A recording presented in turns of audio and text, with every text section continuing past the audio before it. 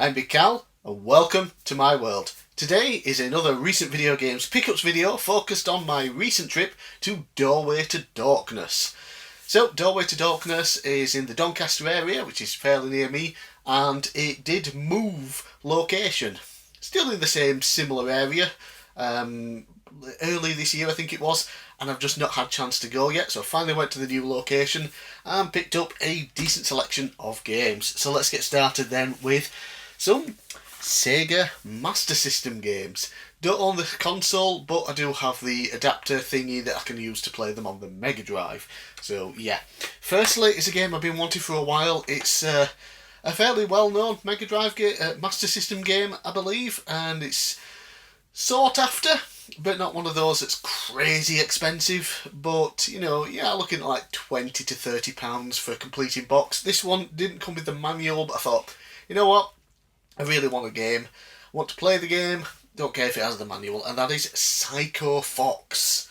Yes, so Psycho Fox is a platforming game. It's supposed to be really good. I have to admit, I'm a tad disappointed with it because it's momentum based with your speed, kind of like the original Sonic, which can make platforming very, very difficult because sometimes you might have to build up a bit of speed to be able to make a jump, and if you don't have that speed because you've run into an enemy or you've had to stop at some point, you just won't be able to do the jump. When you land, it's a little bit slippy. Yeah, so I haven't been enjoying it as much as I was expecting, but that being said, I am still glad to finally have it in the collection. There it is. Cartridge, great condition at least, but yeah, no manual, so it's a little bit cheaper. Then I picked up, I couldn't remember what this game was, but just when I was in there, I got my phone out, got up my want list of Master System games, and this one was there, and it is Cyborg Hunter. Yeah, so you go around as a person in a suit attacking robots or something. Yeah, you go around, you know, it's kind of like different floors and things. You go up elevators, lifts, you know, and shoot things and whatnot. And yeah, for the time I played it, it was okay. Nothing particularly special. This one did come complete in box, cartridge, little bit of taste of the label and things like that. But yeah, for the price, very, very happy with that. Yeah, I'm going to have to play a bit more of this really to get properly into it. From what I played, it was fine. But yeah, it's definitely one I want to get into a little bit more because it was on my want list for a reason, obviously. I obviously thought it looked good, and it was fine from what I played. I need to play some more of it to properly get into the game, I think. Right, yeah, we'll go with these first. Some PlayStation 1 games. I did want all three of these, but there was only one of the first game that I could see didn't come with a manual. No interest in that, so I picked up the second and third games. That is Spyro 2 and Spyro 3, aka Spyro 2 Gateway to Glimmer over here, and Spyro Year of the Dragon. Both complete in box, very good condition, very happy. So the Spyro series, I didn't grow up loving it. I was the Crash Bandicoot fan. I remember renting the original Spyro, not enjoying it at all, just never cared for the series. The remasters came around, the Reignited trilogy. I fell in love with the series. Yeah, so I figured, you know what, I'll pick up the originals. And for a while, these were going for £20 to £25 each. So it's like, I'm not really that bothered I got the trilogy. Now they're dropping down to like a tenner each, which is fantastic. So yeah, picked up the two of them. Very fun, very good games. Which one is your favourite out of these two? Usually, I think it's kind of like the Crash Bandicoot games. It tends to be which one you played first. I don't think the first one really ever gets brought into the conversation that much. Just like with Crash, it's always 2 or 3. For me, I prefer 2, just because of the extra characters in 3. Some of the play styles are not as fun. It's kind of like, again with Crash 3, they kind of threw in more gameplay elements and took a little bit away from what Spyro and Crash was. Yeah, so I prefer 2, but 3's fantastic as well. They still look and play fantastic on the PS1, as well as the Reignited trilogy. So yeah, we'll pick up the original game at some point, but when I can get it complete in box. So happy with those. Some original Xbox games. Always love picking up for the Xbox, especially now I've got it modded with a hard drive. So firstly, I picked this up because it was dirt cheap, and I've just always had a fascination about it. Obviously, the series it was based on was huge when I was growing up. Late 90s, early 2000s. It was a big deal. It was always fun watching. Never played the games. Heard they were terrible. Can confirm, terrible. But there's still a fun charm to it. And yeah, celebrity deathmatch. So basically, yeah, it's all claymation things. Bunch of celebrities being impersonated, sometimes very badly, and they just beat the hell out of other celebrities and kill them and have these crazy special attacks. It's just mindless fun. For a while. You can probably have a couple of matches, button mash and things, and get some fun out of it. After a while, you'll probably never pick it up again, but yeah. It was available on the PS1 as well. Don't know if it came out on N60. I don't think it came out on N64, maybe the Dreamcast. But yeah, it also got made on the next gen consoles after that, like the Xbox here.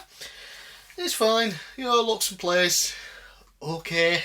Yeah, it is what it is. Like I said, it was dirt cheap, and it's just always a game that's interested me. I never played it back in the day. And next, a game I didn't think I was ever going to pick up.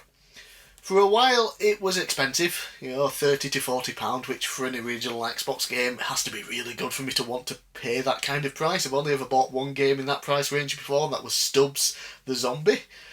And then it ended up getting a remaster to modern systems. Yay! So this one was expensive, then it dropped down in price, and I still just didn't bother with it because I owned the original. And there is a new way to play it these days, but only on Xbox consoles, on the Rare Replay. I own the N64 version, but decided to finally pick up Conker Live and Reloaded, the remaster of the original Conker. Bad Fur Day. Is that what it was called? I can't even bloody remember. Yeah. So, one of my main issues with this, ever since I remember it coming out, was that it was censored. And it's just, no, why? It was on N64, it was on a Nintendo system uncensored, and now you put it on Xbox, the adult system, and you're censoring it. I don't understand why. But as I've gotten older, it's like, okay, it's censored. And it looks better, controls better, plays better.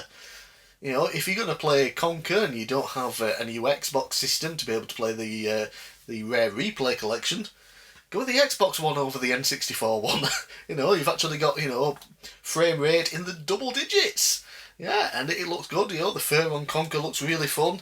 Yeah, it's, it's just Conker, but in nicer graphics and slightly less gratuitous. Is that the word? Yeah. So Conker Live and Reloaded was a lot cheaper than I even thought it was. I thought it had maybe gone down to £25 or something. No, I got it for less than that. And, complete in box, fantastic condition. Yep. Conker. Really fun. And lastly, some Dreamcast games. Always having a blast these days picking up Dreamcast games. It's a system I didn't used to like, now I do. So, I picked up a game that I have on the PlayStation 1. Or I think I have it. I definitely should have it because that's where I played it first and loved it. But yeah, picked it up on the Dreamcast because the Dreamcast, more powerful, looks better, looks prettier, blah blah blah blah blah. Ready to Rumble Boxing Round 2. Yeah, so it's just a really fun arcadey style boxing game with crazy characters and big combos and things, and of course you also get is it Michael Buffer or Bruce Buffer? I always get them confused these days because I think it was Bruce back in the day. Does it say anywhere? Bruce Buffer, Michael Buffer.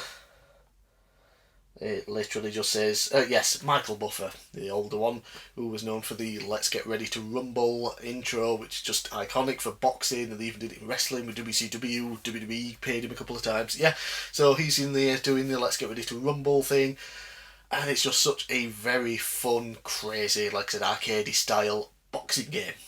It's just pure fun, I do like my Knockout Kings 2001 on the PS1, but I also loved this one on the PS1 as well, so now I've got it on the Dreamcast. It looks prettier. Really nice. And lastly, the last pickup I got, one for the Dreamcast again, that I've been meaning to pick up for a while, always looked really fun and interesting, never got a chance to play it though, and that is Jet Set Radio. So you go around on the hover skates and things in a city, and You know, you do grinding and tricks and things, but you also spray paint over stuff and earn points and things and escape the police, I'm guessing. And yeah, it's just a really fun game. What more is it to say about it? I've only played a little bit, just the beginning of the tutorial, just to get the handle of the controls. Looks and plays and sounds fantastic. Yeah, it's a highly regarded Dreamcast game. One came out on the Xbox and got a PC release. I don't know if it was a sequel or just a port. Always confuses me. I do own it on Steam, but I've never got around to playing it. I thought, oh, while it's here, I'll pick up the Dreamcast version. It was cheap, you know, for the game. Completing box. Not going to open it just because Dreamcast boxes tend to fall apart. This one I accidentally dropped. Might have to replace it with one of my crappier Dreamcast games, put it in a better case, but yeah, comes complete in box and it's a blast. So those were my pickups from Doorway to Dorkness in Doncaster.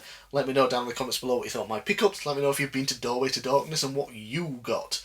So I'm Big Cal, thanks for watching and I'll see you again next time.